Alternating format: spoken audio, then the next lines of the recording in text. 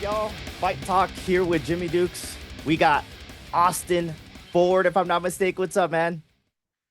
Nothing much. What about you? Good, good, man. Wanted to take some time to get to know you. I did see you fight at Fight World 40, man. You got that slick submission off your back, man. How you been feeling? Um, feel really good. Just like feel good getting back out after a year of being injured from my last amateur fight. Yeah, man. It seems like I know I was just kind of doing a little research on you before. After I had made that video of you, I like to take the time to kind of get to know everybody and stuff like that. But you lost your first one and then you won two in a row, right? I lost my first one because that sort of was just thrown upon me, and I was all like, sure, let's do it. Didn't have the proper training. I sort of got that little. I was still like a teenager. I was 19 and a half, almost 20, and so I was all like, that little spark is like, oh, first MMA fight, let's do it, and didn't really know what I was hopping into. Yeah, what got you? It seems like you've been training jujitsu for about a while, but what led to that first amateur fight? Actually, what really led to it was actually, I would definitely say my dad's side. My dad's side has been doing a lot of martial arts, and they've just been teaching me stuff. It's been going on for 13 years out of my life. They've been teaching me, and I just sort of wanted to go in that aspect because they all competed, and so I was like, well, why not? Yeah, I always like hearing the stories of how guys get into the amateur fight scene because I've talked to jujitsu guys, I've talked to boxers, I've talked to just wrestler guys. Did you like ever foresee you like ever fighting MMA after like training just jujitsu for so long? Um, Actually, not really. I just went in there for to get exercise. That's all it was. And then I did a couple of competitions, and then you know I was like, okay, this is not bad. And then I did a kickboxing class, and then next thing you know, they're like, hey, why don't you do some MMA? And I was like, that'll be a good workout. And then next thing you know, I had a fight contract in my face. He said that would be a good workout. Now you're fighting. Let's go. Yep. I love hearing those stories, man, because it's a lot of the time when I get to meet a lot of fighters, man. It's always kind of like those like you fall into it and you look, you know what I mean? It was never like a lot of the time is guys like, oh, this is my for sure thing. This is what the whole thing. It's kind of like I've been training. My coaches thought it'd be a good idea, and I just did it. Yeah, that's how it went actually. Yeah, Like, yeah, man. sure. But yeah, let's talk about that last fight, man. That was my first time up in Albuquerque, so I got to see a lot of guys that I haven't normally seen or heard of. And you were out there going back and forth. One thing I had to say about you is like, man, I love when guys are so active from the bottom. Because I mean, in the amateur scene, if you get a wrestler on top of you and you can't get up, it's kind of just it is what it is, man. They're putting the pressure on, but you were just attacking the whole time from the bottom, bro. That's that was something that I've really noticed in the amateurs. My very That's actually like my very first fight into my second and third fight. I noticed when guys would get on their backs, they would just sit there and let the ground and pound happen. And so I was like, okay, so I really started diving deep in how to use the jujitsu aspect more. Obviously, you don't want to stay on your back, but like in jujitsu, you can attack from your back. So why can't you do it in MMA? Yeah. And my third fight, when I was fighting Drew Martinez, that's when I really kicked into gear because I was like, I had a wrestler that was on top of me, and I really didn't know what to do. And so I got beat right there. Went to a decision, and obviously he won because he took me down all 3 rounds. And that's when it like dawned on me that like I need to learn how to fight off my back. Yeah, I love that too, because I mean, you might not be able to stop the takedown, but if you can be dangerous off your back, I feel like when I see jujitsu guys go in there for MMA, that's one of the things they do well. But you, I mean, you were attacking from the bottom, but like with elbows too. I mean, I was just like, damn, you were so relentless on the floor. It was crazy to see that your offense was off your back. And like, I've been to a lot of shows now, and it's rare where you see a lot of guys just attacking from the bottom, man. I'm sure you don't want to always be at the bottom, man, but it's good to know that you have that skill set, right? Oh yeah. I definitely will say I was pretty calm and content. I knew what, it definitely was familiar territory, and I was comfortable. So I was like, all right, we could do something from here. Yeah. Yeah, and you almost finished it in the first. The bell rang. You know what I mean? You go into the second, and right away he goes to try to take you down, and you were just attacking from the bottom. I was like right there, cage side, bro. I was like, oh my god, oh my god. And then once you got that arm over, I was just like wincing because it looked so tight. You had the triangle, then you went to the Kimura, and I was like, oh my god. I saw him tap, man. How good did it feel just to get that out of the way, man? Two in a row. Um, it felt pretty good actually. I was pretty I was pretty annoyed with myself that I didn't get it the first time. I was really disappointed. So I was like, okay, well, I can do that again. And so that was my goal, was to do it again. I did feel bad because I did really injure him. But when you're out in that space in the octagon, boxing, jiu-jitsu tournaments, you know what you're getting into. So, I kind of can't feel bad.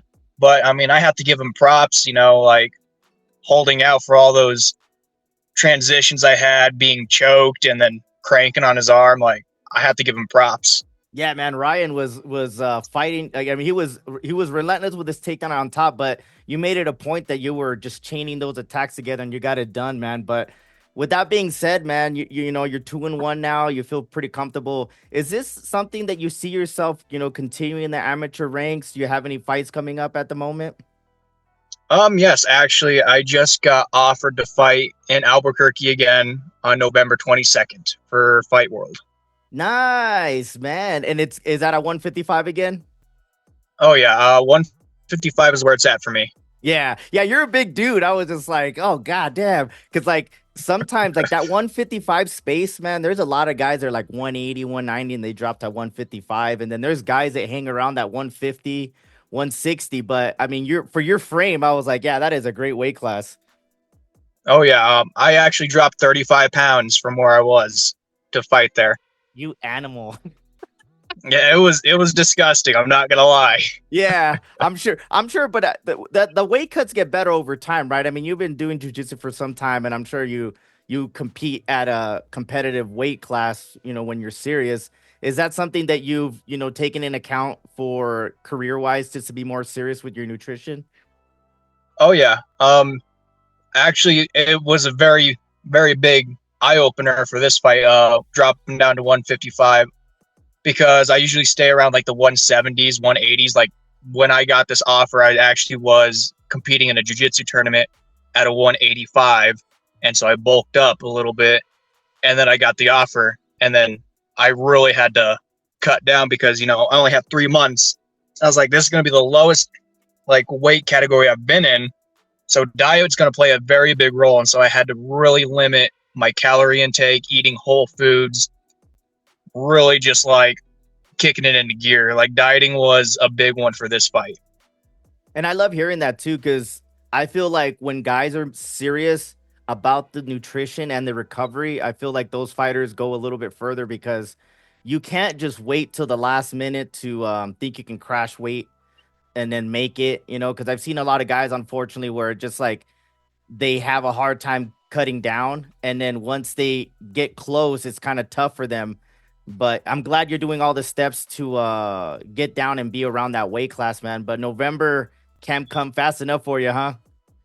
Oh, I'm excited. I'm feeling good. Already started getting some training in. Coach and I already talked about a good game plan, fixing up some little mistakes that I made out there. Nothing too big.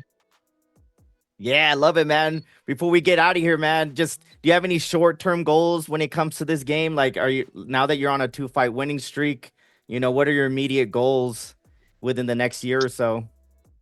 Um, I'll probably just train hard, get some better skill sets in there. Not make as many mistakes, because I did make a lot of mistakes after watching my videos in there, and just have fun with it. Like, it's fun to get out there, and be like, train so hard, and then not let it, what would it be the word, feels like if you train so hard and you just let it go to waste, like Yeah, a big goal is like to elevate every time. yeah. And it's cool because you know these fights. I tell too. Like now that I'm in the amateur scene more, it's a lot of parents and friends and family. Like, what are you doing training all the time? And then you get to go to a fight and you get them show your skill set and what you've been doing and what you've been working so hard and sacrificing your time for. Right? Yeah, that's actually a good point. Actually, you brought that up. So I had a lot of that.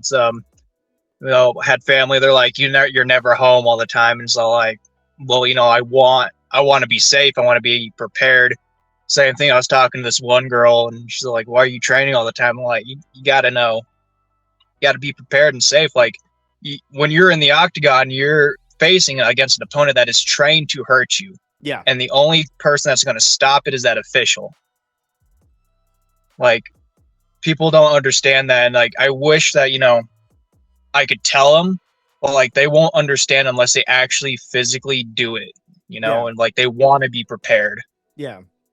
Yeah, that's one thing that I've got a higher level respect for amateur fighters because I mean I've been doing jujitsu for over 5 years and you know I've been in the jujitsu game, but you know the fighting aspect is just so different. There's way more going on, and I always tell people this sport is not for the weak-hearted for sure because there's gonna be you guys are putting so much time to be out of work, school, family time, and you have to pay to fight and show up where you already need to. Oh So yeah, you know what I mean? the So my amount of money. yeah, Oh, man, I respect all the amateur fighters in all combat sports, and I feel like you know I love having these interviews and getting to know everybody and you know sharing you know your journey and your story with people because you know I feel like a lot of people will have a higher level of respect and start rooting for you because you're like, hey man, this is not normal, but I'm doing it. yeah, we definitely are the one percenters out there. For sure, man. But I do appreciate your time, man. Before we get out of here, brother, did you want to any shout outs, any last words, man? I definitely want to give a shout out to my gym, obviously, my coach Kevin Worth, really good MMA fighter. I've watched a lot of his fights. If you guys know him, he's the nice guy, and it definitely lives up to its name. My corner man James, and all the sponsors that I had that stuck with me through this fight, and everybody that came and watched. Hell yeah, man. That was definitely awesome, man. But I look forward. Hopefully, you know, God willing, I'll be up there to watch you at the next Fight World, man. But I appreciate your time, and I hope you have a great rest of your day and safe training, brother. No, thank you. Yeah, man. You guys make sure you guys keep up with us. We're talking to all different combat sports athletes here on the Jimmy Dukes Rodriguez YouTube channel. Make sure you guys keep up with us. Until next time, peace out, homies. Y'all take care. Hey, good job, bro.